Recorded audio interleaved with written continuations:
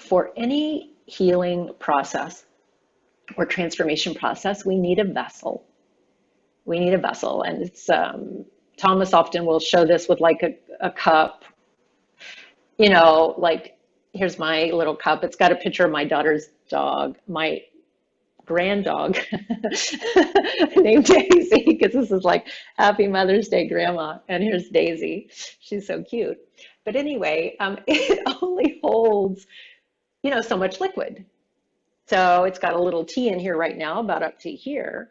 But if my thoughts, my feelings as the metaphor for the liquid, and my body or the earth as the metaphor for the cup, it's like if I kept pouring liquid in, eventually it would overflow, and that's I would be overwhelmed. So I need a vessel. And this is also part of where the practice of resourcing and what's my resource comes in. So we have several vessels that we're cultivating in this conscious healing practice. And one of the vessels is my body-mind system, self-regulation.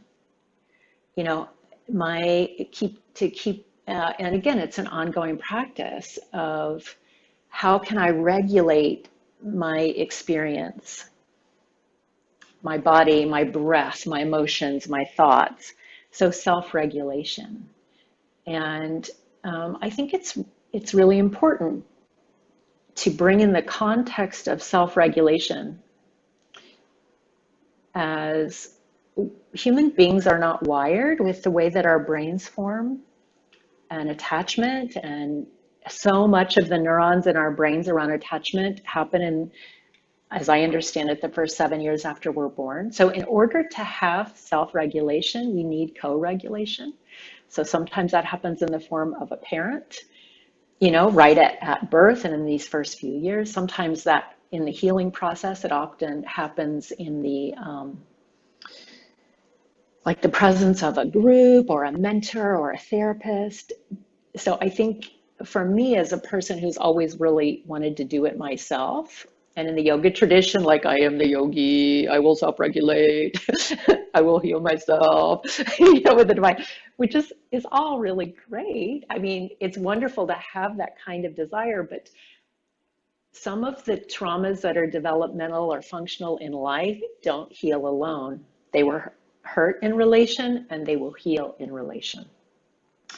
So for anybody who maybe shares the way that I in my life have kind of sometimes criticized myself when I'm not feeling regulated or when I am overwhelmed, it feels important to emphasize that happens in co-regulation. That's how we're built. That's how human beings are designed. So there's self-regulation, there's co-regulation with another person, and what we're doing at the beginning when we land and we do our 3 sync and then we give and receive attention with each other is we are co-regulating. That is a resource for us, and we're bringing it into consciousness. We're moving our attention back and forth, we're breathing, and what tends to happen when that's a conscious practice is every one of our nervous systems may be able to down-regulate a little bit. Now, sometimes when that happens through co-regulation and we down-regulate a little bit, actually we might feel more upset because things just got safer, the vessel just got stronger. So now something else could come up because it's like the waves in us that are unfinished, or the waves in our culture that are kind of trying to come through us, but they can't because the vessel's not strong enough to let it. So as soon as there's a vessel, stuff may come up and it's like, yay, there's a vessel. No, you know, and so this is a natural movement of life. And this is also kind of why what we're up to is building a vessel.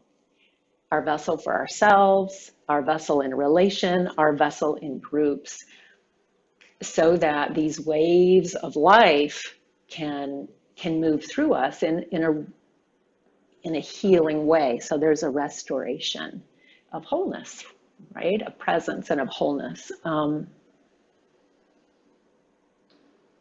Yes. And the other thing that I think is important to say in the context of the waves flowing through and there being a restoration is that Restoration happens in being, but restoration also happens in feeling and in responding, and restoration happens at an ethical level.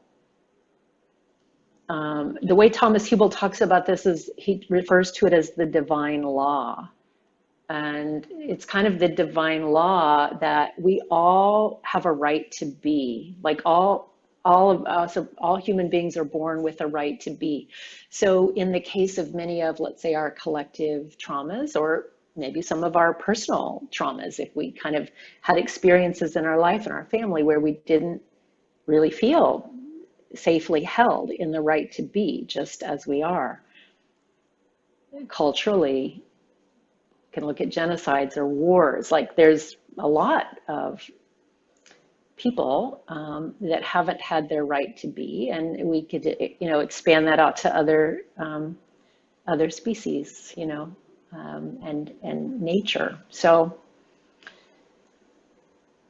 I think it's important because let's say people that are activists in life might say, well, we got to do stuff. We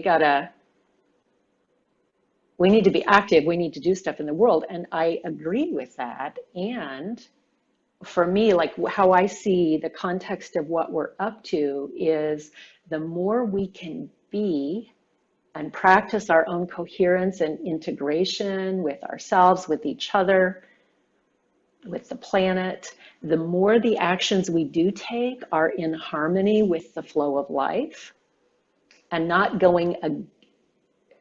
perpetuating the trauma that's already here.